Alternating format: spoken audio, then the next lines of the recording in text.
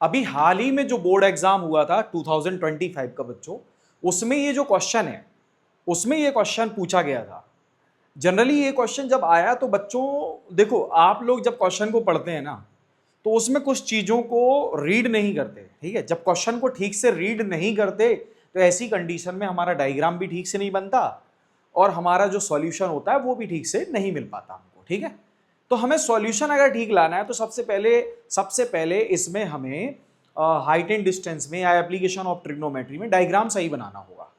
अगर हमारा डायग्राम सही बना तो डेफिनेटली हमारा जो सॉल्यूशन होगा वो भी सही होगा। ठीक है, तो सबसे पहले डायग्राम बनाने पर फोकस करते हैं, उसके पहले हमें क्वेश्चन को रीड करना होगा। तो जितना जितना क्लियर क्वेश्चन आप रीड करोगे उतना अच्छा डायग्राम बनेगा, उतना बेटर डायग्राम बनेगा और साथ ही साथ सॉल्यूशन भी आपको उसका बनेगा। तो बच्चों इसका क्वेश्चन पहले रीड कर लेते हैं। क्वेश्चन क्या है हमारे पास? A 1.5 metre tall boy is standing at the some distance from 30 metre tall building. The angle of elevation from his eye to the top of the building increase 30 to 60 degree. मतलब ध्यान से सुनिएगा, एक लड़का है, मतलब एक स्टूडेंट है जिसने एक बिल्डिंग के टॉप को देख रखा है। ठीक है, एक टॉप को देख रहा है वो, तो जो एंगल है वो 30 से 60 की तरफ बढ़ जाता है, मतलब इंक्रीज हो जाता है। पहले 30 रहता है तो, और बाद में क्या हो जाता है, 60 हो जाता है। तो जाहिर सी बात है ये 30 से 60 कब होगा?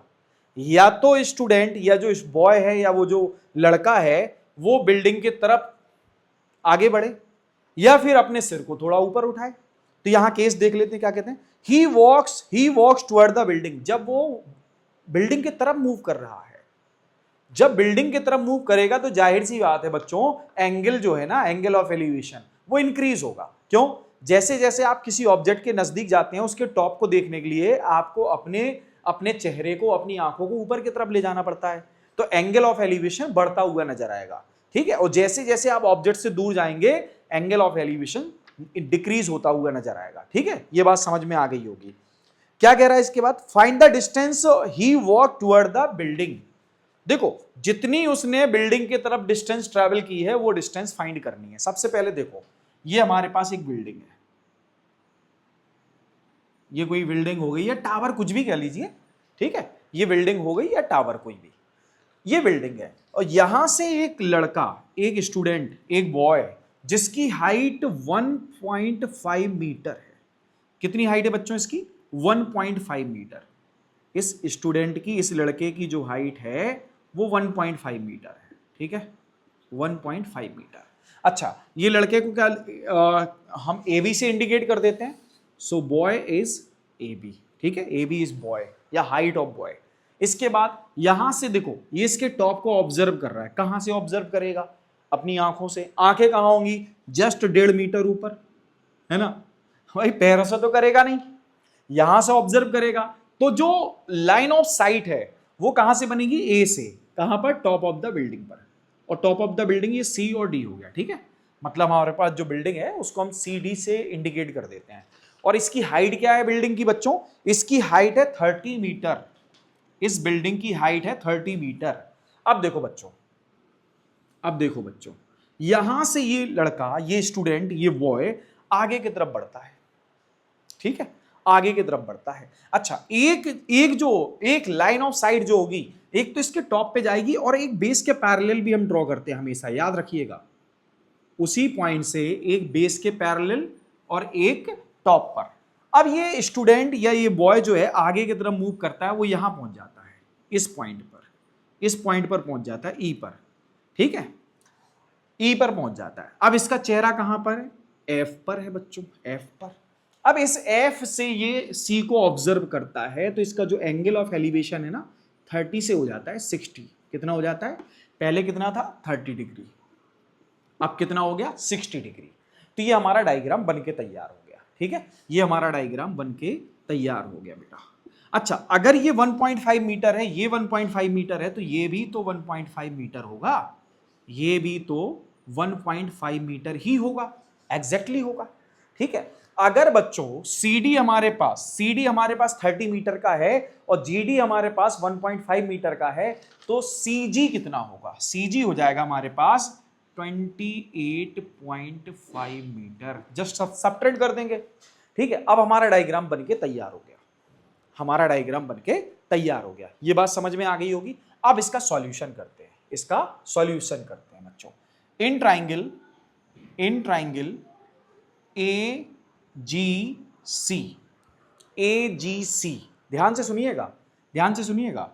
अच्छा देखो, हमें फाइंड क्या करना है, ये डिस्टेंस फाइंड करनी है। This is the part of the base, this is part of the base. अगर हम ए जी फाइंड कर लें और ए जी से ए और एफ जी सपरेट करें, एफ जी सपरेट करें, तो हमें ए एफ मिल जाएगा। क्या मिलेगा, ए एफ मिल जाएगा। ठीक है, ए एफ मिल जाएगा बच्चों, क्लियर।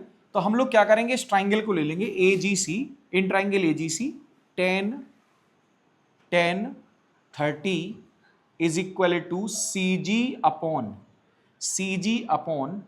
ए जी। 10 30 की वैल्यू 1/√3, सी जी कितना हमारे पास 28.5 अपॉन ए जी कितना है ये पता नहीं हमको। सो ए जी क्या हो जाएगा बच्चों, ए जी हो जाएगा हमारा, देखो √3 से इसका मल्टीप्लाई होगा 28.5 इंटू √3 मीटर। तो ये आ गया हमारे पास ए जी। अब कौन सा ट्राइंगल दिख रहा है, right angle. In right triangle C F G 1060 equal C G upon F G. So यहां से मिलेगा √3 is equal to C G कितना है 28.5 अपॉन एफ जी बच्चों हमको पता नहीं, एफ जी हमको पता नहीं। ठीक है, सो एफ जी इक्वल कितना आएगा, एफ जी इक्वल आएगा हमारे पास 28.5 अपॉन √3।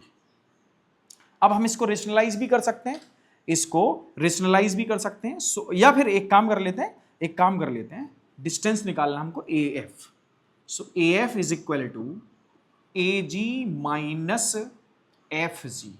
ठीक है, अब ए एफ इक्वल क्या आएगा, ए एफ इक्वल आएगा हमारे पास, ए जी कितना है, ए जी है हमारे पास 28.5 √3 माइनस 28.5 अपॉन √3।